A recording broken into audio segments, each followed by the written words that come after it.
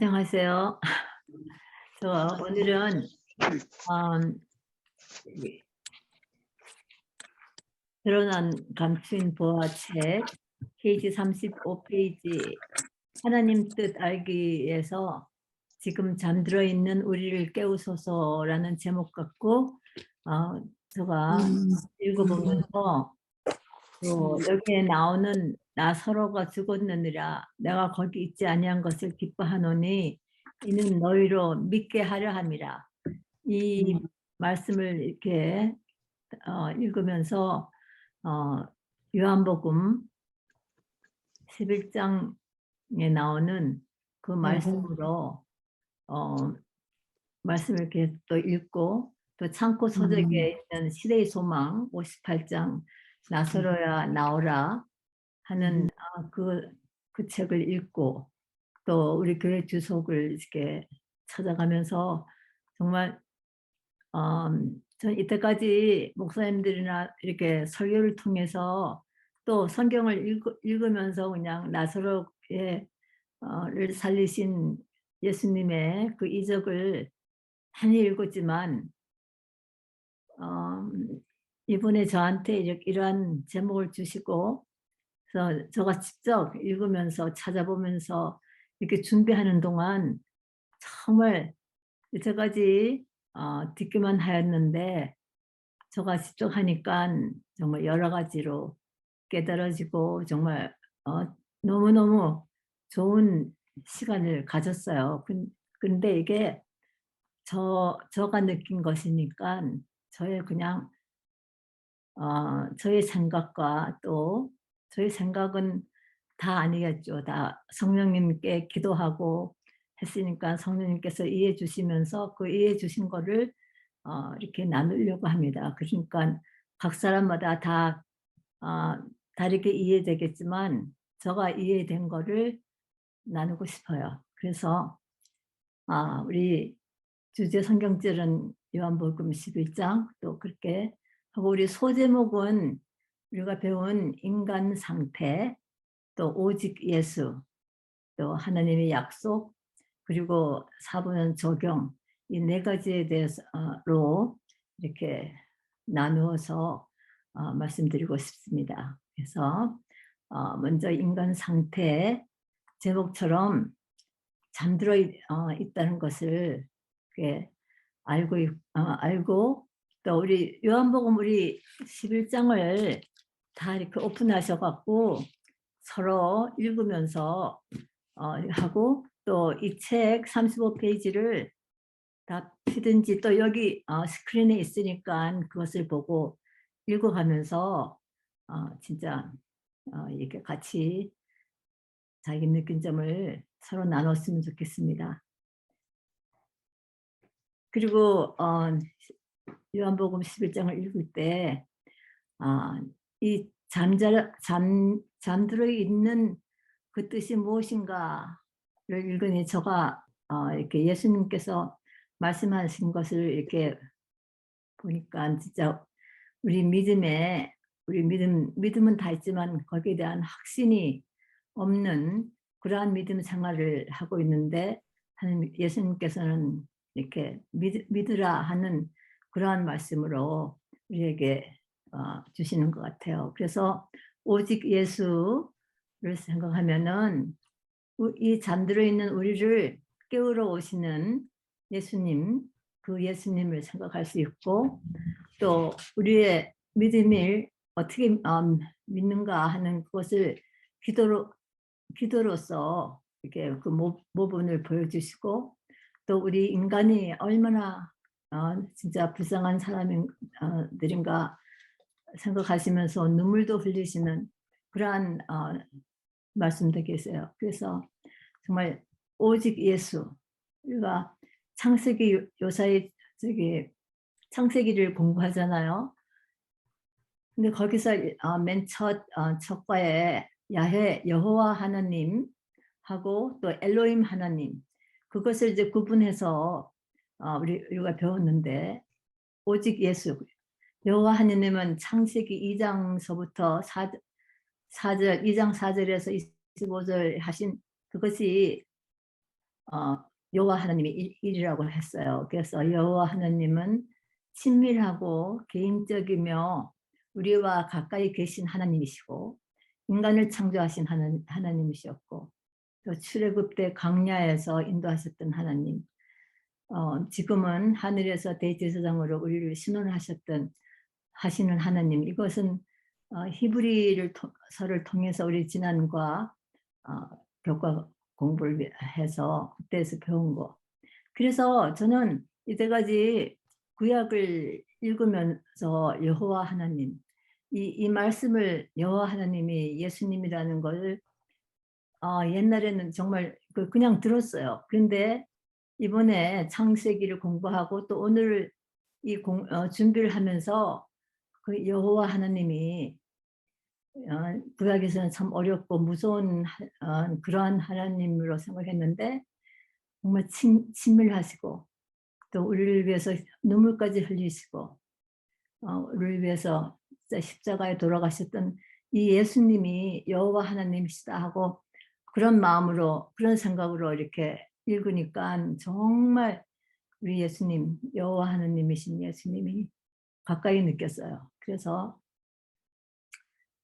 정말 참 좋으신 하나님 예수님, 여호와. 그렇지만 그리고 또 엘로힘 하나님이라고 창세기 1장 1절에서 이제 2장 4절까지 나온 그 엘로힘 아버지 하나님, 메조시티 초월적인 존재, 또 전지전능하신 아버지 하나님.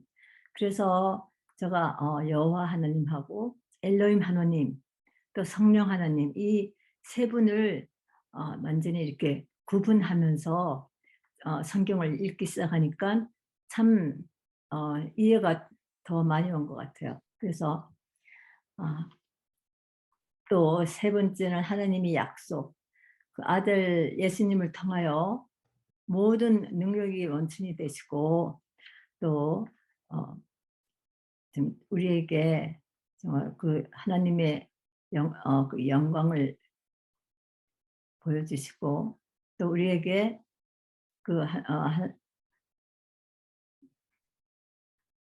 우리에게 그 약속하신 예수님을 통해서 약속하신 그것을 우리가 보게 해주시고 그러한 말씀이 우리 11장에 나온 것을 또 다시 읽어가면서 또 우리가 어떻게 적용할 것인가 그걸 말씀드리겠습니다. 먼저 인간 상태에 제목처럼 잠들어 있다고 했어요. 그래서 주석을 보면서 잠이라는 거는 어떻게 설명하셨나 하니까 코이마오라고 히브리어로 했는데 일상적인 잠, 또 죽음의 잠 이렇게 같은 잠이라는 걸 이 같은 단어로 쓰여 있고 또 잠의 공통점은 우리 잠자는 동안에는 우리가 무의식 상태잖아요. 꿈도 꾸지만 의식을 가지고 생각하는 것이 불가능하잖아요. 그리고 또 우리 잠자는 동안 어떤 일이 일어날 거예요.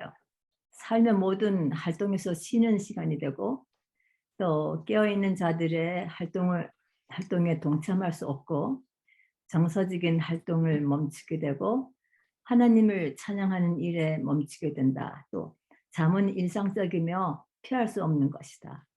또 잠은 깨어날 때까지 계속 잠을 자게 된다. 이런 잠의 공통점이 있는데 이것을 일상적인 잠, 또 정말 이 생명이 끊어지는 그 잠, 그것이 또 영적인 잠, 이 세 가지를 생각하면은 굉장히 이게 이해가 더 쉬워지는 것 같아요. 우리가 성경에도 일상적인 잠, 또 죽음의 잠, 영적인 잠에 대한 말씀이 많이 나오는데 그중에 일상적인 잠은 마태복음에 있는 28장 13절 밤에 와서 제자들이 밤에 와서 우리가 잘 때 그를 도적하여 갔다 하는 제사장들이 다른 사람들한테 시켜서 하는 그런 밤에 와서 우리가 잘 때 그렇게 나타내는 일상적인 잠도 나와 있고 또 죽음의 잠도 나와 있잖아요.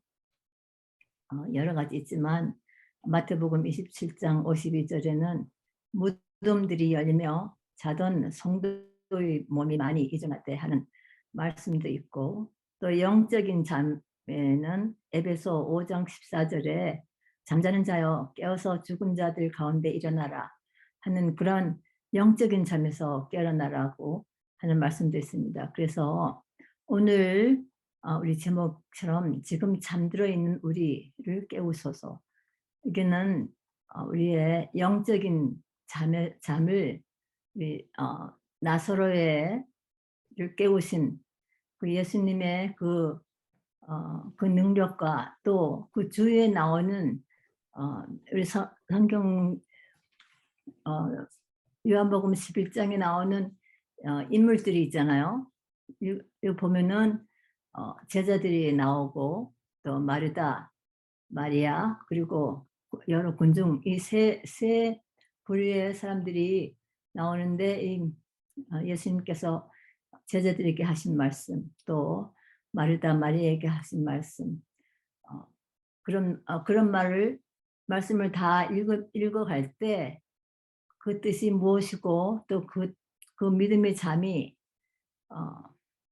잠든 우리 상태가 어떤 상태고 그것을 좀 이해할 수 있을 것 같아요. 그래서 우리가 첫째로 무엇에 잠들어 있을까 하고 생각을 했는데, 우리가 지금 공부하고 있는 것 같이 하나님의 뜻 알기에 잠든 상태 같아요.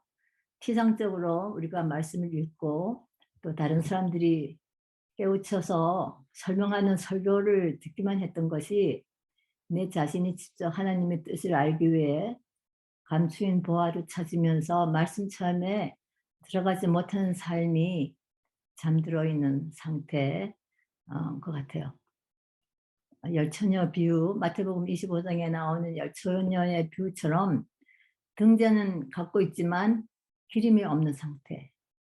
저희 신앙도 정말 수십 년 믿어서 믿음은 있지만 성숙하게 자라지 못하는 확신 없는 신앙생활 하는 것을 제가 느끼고, 또 예수님께서 12장에 말씀을 하셨는데, 예수님은 이 믿음을 가지라, 믿음의 말씀을 5번이나 사용한 것 같아요. 우리 성경에 보면은 요한복음 11장 15절부터 제자들에게 너희로 믿게 하려 함이라 하는 말씀하셨고, 또 25절 26절에는 마르다에게 나를 믿는 자는 죽어도 살겠고 또 살아서 믿는 자는 영원히 죽지 아니하리니 이것을 믿느냐 하면서 마르다에게 말하고, 또 내 말을 내가 믿으면 하느님의 영광을 보리라 고 말씀하셨어요. 그리고 42절에는 예수님이 나사로를 깨우기 바로 직전에 하나님께 기도하시기를 아버지께서 나를 보낸 것을 저희로 믿게 하려 합니다 하고 기도하셨어요. 그래서 정말 요한복음 11장에 나오는 이 세 부류의 사람들 중에서 그 마리아는 요한복음 11장 2절에 향유를 주께 붓고 머리털로 주의 발을 씻기던 여인이라고 했어요. 그리고 12장을 보면은 6월절 6일 전에 마리아가 예수님께 향유를 붓고 머리털로 발을 씻었던 그런 일이 있었고, 그때에 살아난 나사로도 주님과 함께 앉아 있었다고. 그러니까 나사로를 살리신 이 이적은 6월절 6일 전 그 이전에 일인 것 같아요. 그래서 그때 나사로도 같이 예수님과 같이 그 식탁에 같이 앉아서 계셨다고 성경에 있습니다. 그래서 제가 제자들의 상태를 이렇게 볼 때는 예수님과 한 3년을 동고동락을 하면서 살았어요. 예수님에 대한 믿음과 또 사랑은 있었지만 아직도 예수님의 말씀을 자기 뜻대로 생각하고 해석하는 그러한 성경 말씀을 보면서 요한복음 11장 11절 12절에를 보면은 예수님께서 우리 친구 나사로가 잠들었도다. 그러나 내가 깨우러 가겠다 하실 때 제자들은 주여 잠들었으면은 낫겠습니다. 그러니까 he will get better. 이 제자들은 이 잠들었다는 이 말씀의 의미의 뜻을 분명히 많이 알았을 텐데, 왜냐하면 많이 죽은 사람들을 잠자는 걸로 많이 표현하셨는데도 그때까지 완전히 이해하지 못한 것 같아요. 그래서 예수님께서 14절에 나사로가 죽었느니라 잠든 의미를 다시 확실히 말하셨으나 그들은 온통 7절에 11장 7절에 우리 다시 유대로 가자 하셨던 그 말씀에 집중돼 있어 갖고 그때 돌려치려 했던 유대인들만 생각하여 두려운 마음에 가득 찬 것 같아요. 그래서 그러나 그들은 예수님을 또 믿고 사랑했으므로 도마는 우리도 주와 같이 죽으러 가자 이렇게 말을 하면서 예수님을 따른 것 같아요. 그래서 이 제자들은 정말 3년 동안 예수님을 같이 동고동락하고 또 사랑하고 믿었지만 그 믿음이 성장하고 또 확신하지 못한 상태에 있는 것을 예수님께서는 아셨고 또 마리아의 상태도 주님을 믿고 또 존경하는 여인들이었습니다. 그래서 11장 3절에 보면은 오빠 나사로의 중병을 예수님께 고쳐주실 것을 믿고 사람들을 보냈습니다. 그러나 예수님께서는 그 동네에서 그 소식을 들었지만 이틀 동안 지체하셨다고 하셨어요. 그래서 12장 7절에 보면은 예수님은 나사로가 죽은 지 4일 만에 베다니로 오셨어요. 그때 마리다가 주께서 여기 계셨더라면 내 오빠가 죽지 아니하였겠나이다. 이렇게 말한데 32절을 보면은 마리아도 같은 말 했어요. 이 사람들은 여기 계셨더라면 내 오빠가 죽지 아니하겠다는 것을 예수님께서 고쳐주시겠다는 걸 확신하게 믿었지만 또 그러나 22절에 보면은 마리다의 믿음이 나와요. 그러나 나는 이제라도 even now 주께서 무엇이든지 하나님께 구하는 것을 하나님께서 주실 줄 아나이다. 이것은 정말 굉장한 믿음인 것 같아요. 그러나 자신이 지금 무엇을 구하는지 그것을 확신하지 못하는 것 같아요. 왜냐면은 23절에 내 오라비가 다시 살리라 말씀하실 때 24절에 마리다는 마지막 날 부활에는 다시 살 줄을 내가 압니다. 정말 그 바로 전에는 나는 이제라도 믿겠다고 하던 이제라도 무엇을 하실 수 있겠다고 예수님이 하실 수 있다는 것을 얘기했지만 또 마리다는 이전에 야이로의 딸 또 가비 아들을 살리셨던 것을 알고 알았지만은 여기서 자기 오빠를 당장 살리시겠다는 그러한 확신은 안 가진 것 같아요. 모든 이적들이 그냥 다른 사람에게서 일어날 수 있는 거고 또 내한테는 일어날 것을 생각하지 못하고 또 믿지 못한 것 같아요. 그런 경우가 저도 이해하는데 저희 어떤 데는 저희 기도도 저 자신과 또 자녀들을 위해서 기도할 때는 정말 이거는 기적이 아니면은 안 될 것 같다는 그러한 기도를 드리지만 그 일이 나한테 정말 일어날 수 있을까 하는 그런 의문을 가지면서 기도드린 적이 많거든요. 마치 우리 사도행전 12장에 나오는 감옥에 갇혔던 베드로를 위해서 교인들이 그의 석방을 위해서 열심히 기도하는데 기적적으로 옥에서 나오는 베드로가 문을 두드려서 그 한 조그만 여자아이가 영접하러 나왔다가 베드로를 보고 너무나 기뻐서 문 열어주지 않고 기도하는 성도들에게 베드로가 문 밖에 섰습니다 하고 말을 하니까 그 기도하던 그 성도들이 뭐라고 했냐면은 너가 미쳤구나 이렇게 했어요. 그러니까 그 여자애가 참말이라고 하니까 그러면 그의 천사겠지. 이렇게 정말 우리가 기도하면서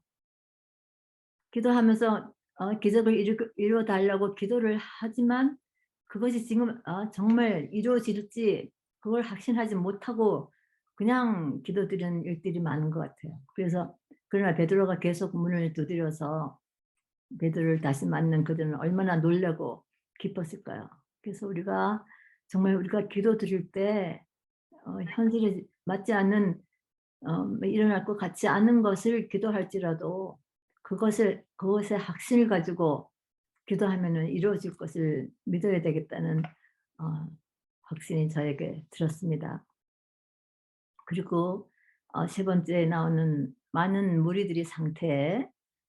그들은 예수님의 말씀 또 이적들을 보면서 계속 따라다니고 그중에서도 믿고 따르는 자도 있고 그냥 또 구경하며 자신의 이익을 챙기는 사람도 있고 또 바리새인 사두개인들의 첩자들도 있고 이런 많은 군중들이 있었어요. 그래서 제가 이 세 부류의 사람들을 볼 때 이분들은 정말 예수님을 믿고 또 마리아 마르다 또 제자들은 예수님을 사랑하고 그렇게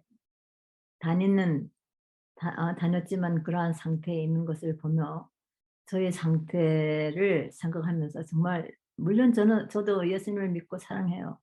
순종하고 따르고 싶으니까 이런 클래스에 와갖고 정말 저는 이렇게 막 이렇게 목사님 사모님이 이렇게 내가 배운 거를 들은 거를 이해한 거를 나누라고 할 땐 정말 그런 자격 그렇게 못하는 사람이거든요.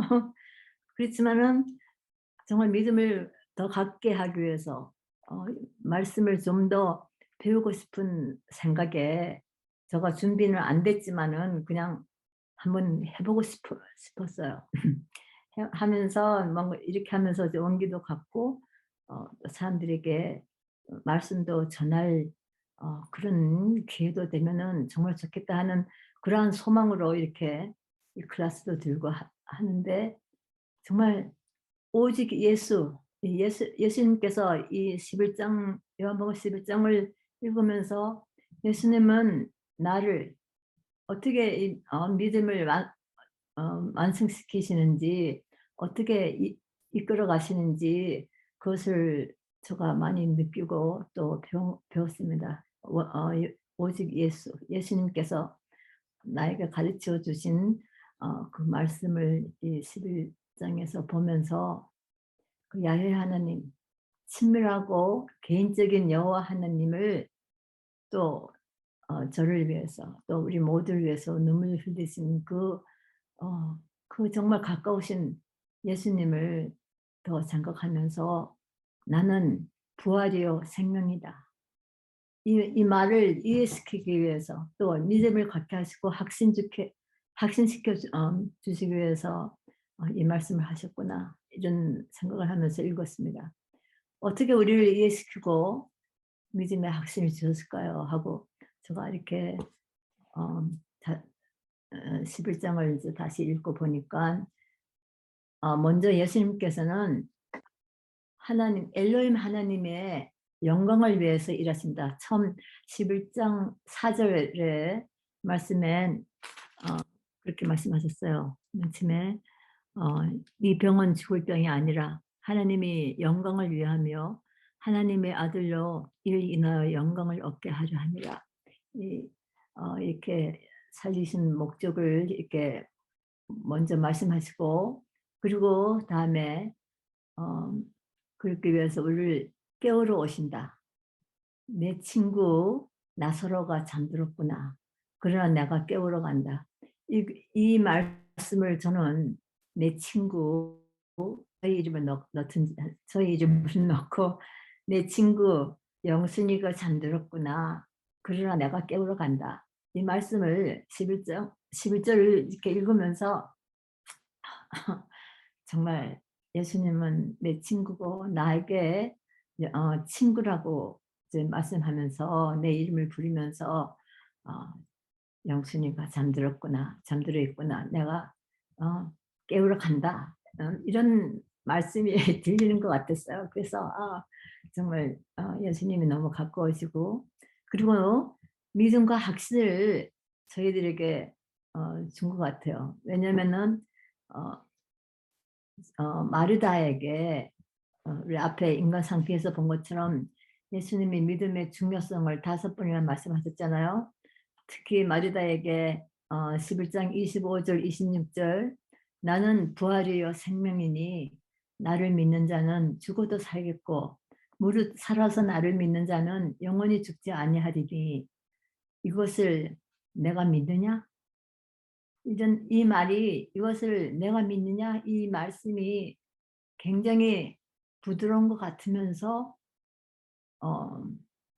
좀 강권하시는 믿으라 하는 그 명령 같은 너무 오직 못 믿었으면 안 믿었으면은 그렇게 강권하는 말씀을 하실까? 이것을 내가 믿느냐?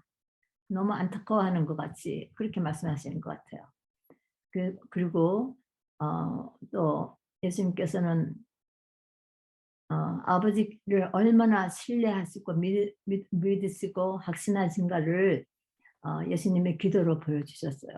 예수님께서 나사로를 살리기 직전 11장 41절 42절을 보면은 기도하셨어요.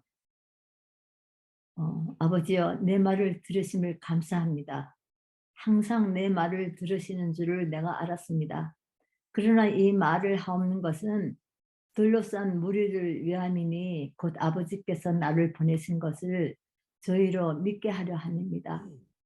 그리고 43절에 보면은 이 말씀을 하시고 그러니까 짧은 기도를 하셨어요. 뭐 길고 그런 기도는 안 하시고 짧은 기도 하시면서 그러나 확신을 가지고 말씀하셨기 때문에 43절에 이 말씀을 하시고 큰 소리로 이 큰 소리를 낸다는 거는 정말 얼마나 확신에 찼으면은 이 말씀이 이 기도가 확실히 이루어진다는 것을 믿었기 때문에 큰 소리로 많은 사람들이 들리게 또 나사로까지 들리게 나사로야 나오라 부르시니 죽은 자가 수족을 배로 돌린 채로 나오는데 그 얼굴은 수건에 쌓였더라. 예수님께서 말씀하시되 풀어놓아 다니게 하라.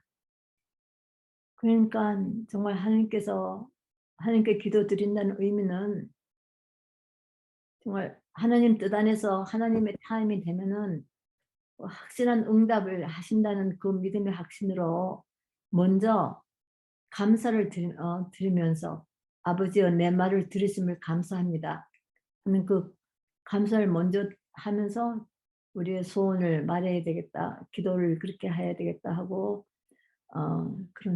그런 생각을 확신을 가졌습니다. 그리고 예수님께서 우리에게 하는 예수님의 눈물, 예수님의 눈물을 읽으면서 이 책에 목사님께서 이게 쓰신 이 책을 읽으면서 이 책이 그냥 예수님의 그 눈물 흘리신 이유를 너무너무 자세히 이해가 완전히 되게 쓰셨어요. 그래서 우리가 서로 이거 읽으면서 예수님께서 우리를 얼마나 사랑하시고 우리의 어려운 점을 이해하시는가 그것을 한번 이걸 보면서 스크린을 보면서도 우리 같이 읽으면 좋겠어요.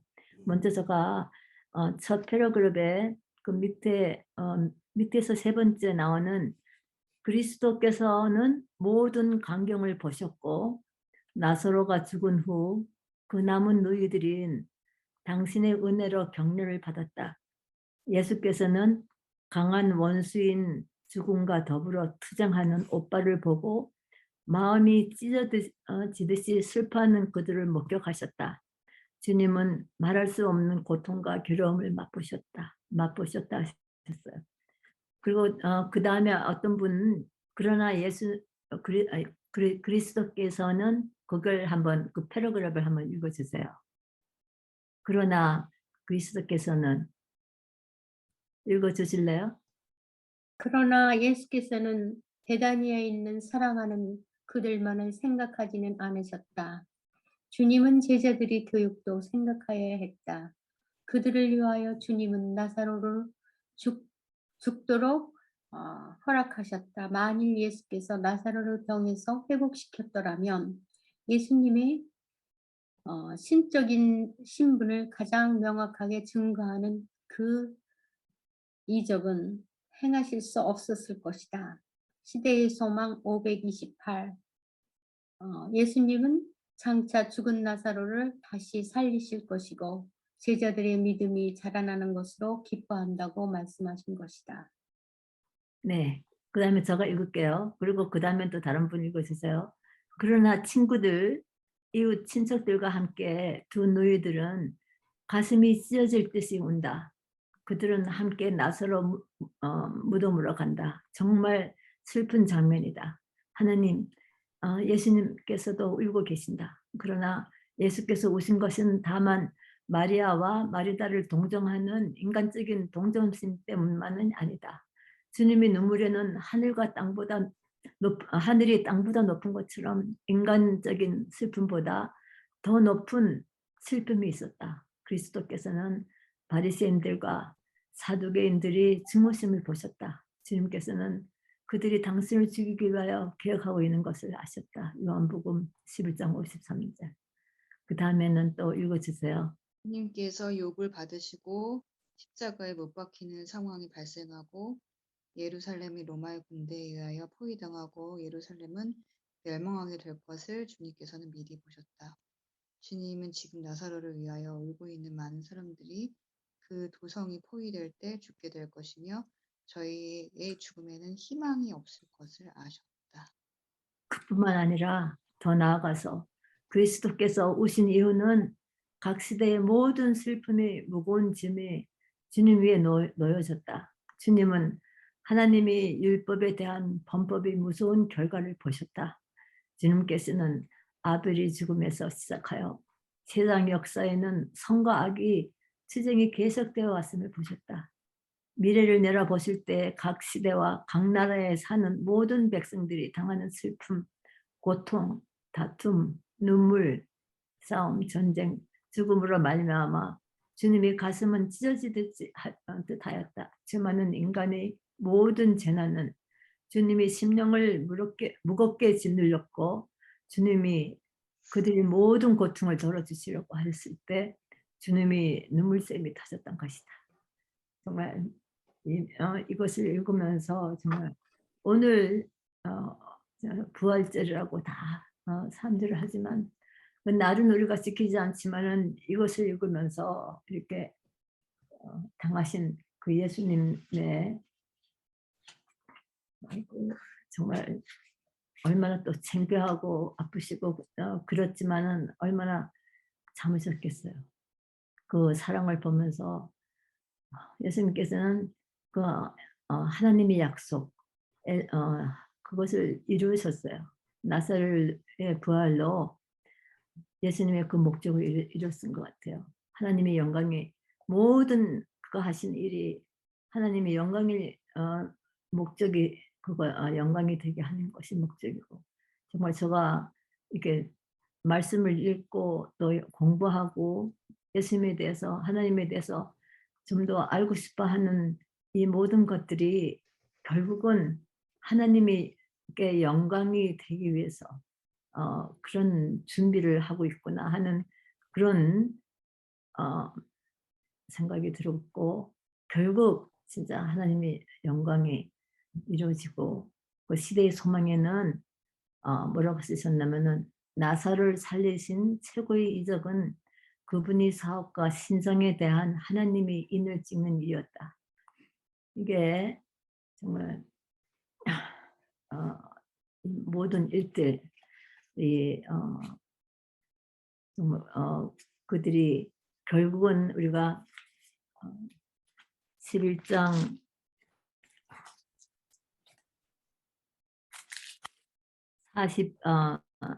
44절에 45절 나사로가 정말 죽음에서 다 이렇게 나와서 우리가 사람들이 수족에 이렇게 풀어넣어 다니게 하는 그 광경을 보고 사람들은 마리아께서 와서 예수의 하신 일을 본 많은 유대인들이 저를 믿었습니다. 그래서 정말 하나님께서 예수님께서 우리에게 어떻게 믿으라고 하는 그 믿는 방법 또 그 믿음의 결과로 그 하나님께서 하시는 그 예수님께서 하시는 그 이적들이 우리에게 말씀으로만 듣고 하던 것을 우리가 성경을 읽으면서 또 거기 있는 사람들이 그것을 보면서 한 뜻을 이룬 것 같아요. 믿음을 갖게 많은 사람들이 믿었다. 그렇게 했는데 제가 적용을 저에게 어떻게 적용을 시킬까?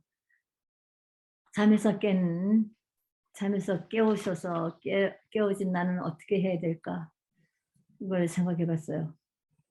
내 자신의 상태를 깨닫고 그 필요를 간절한 마음으로 잠들어 있는 나를 깨우소서를 드릴 때 여호와 하나님 예수 나의 주님의 약속을 믿고 또 행동하게 되고 매일 일상의 잠에서 깬 나는 다만 일상이 우연이 아니고 부활이고 생명이신 분이 나를 깨우신 것이고 그분은 나의 영적 잠에서도 깨우러 오실 것이라고 믿을 수 있었어요. 그래서 오늘 하루의 나의 삶과 그 계획과 그 목적은 어떻게 살아야 되는가지는 이것을 깨우쳐 주셨는데 정말 제가 이걸 할 수 있는지 안 할 수 있는 건 이거는 제가 하는 것보다 이것도 오직 예수님께 맡겨야 되는 일인 것 같아요. 보면은 요한복음 11장 39절, 11장 44절 돌을 옮겨 놓으라. 또 풀어 놓아서 다니게 하라. 이렇게 말씀하신 거는 우리 시대의 소망을 보니까 그러나 이 돌은 인간의 손으로 옮겨져야만 하였다. 이와 같이 하여 그리스도께서는 인성이 신성과 협력해야 한다는 것을 보이고자 하셨다. 인간의 능력으로 할 수 있는 일을 하기 위하여 신성의 능력이 소환되지 않는다. 하나님께서는 인간이 도움 없이 일하지 않으신다. 하나님께서는 인간이 그 주어진 능력과 역량을 사용할 때 그에게 힘을 주고 그와 협력하신다. 풀어넣어 달리게 하라. 이런 다시 인간 일꾼이 하나님과 협력해야 한다는 것을 본다. 인간은 인간을 위하여 일해야 한다라고 시대 소망 말씀하셨습니다. 그러나 정말 이렇게 할 때 저희가 개인적으로 이게 뭐 갑자기 이런 용기가 날 수 있을까요? 근데 예수님께서는 그 용기도 약속해 주셨어요. 요한복음 11장 9절 10절에 보면은 저는 옛날에 이걸 읽었을 때 낮이 12시가 아니냐. 사람이 낮에 다니면 이 세상의 빛을 봄으로 실족하지 아니하리라. 밤에 다니면 빛이 그 사람 안에 없는 거로 실족하느니라. 이 말씀이 무슨 말씀인지 잘 몰랐거든요. 그래서 이번에 다시 이제 공부하면서 이 뜻을 주석을 보면서 깨달았어요. 낮이 12시가 아니냐. 이 말씀은 나는 아버지의 지도 아래 있다. 내가 그분의 뜻을 행하는 한 내 생명은 안전하다. 내 날이 12시간은 아직 끝나지 않았다라는 뜻이고요. 사람이 낮에 다니면 이 세상의 빛을 봄으로 실족하지 아니하리라. 이 말씀은 하나님의 뜻을 행하고 하나님께서 정하신 길을 걷는 자는 실족하여 넘어지지 않을 것이다.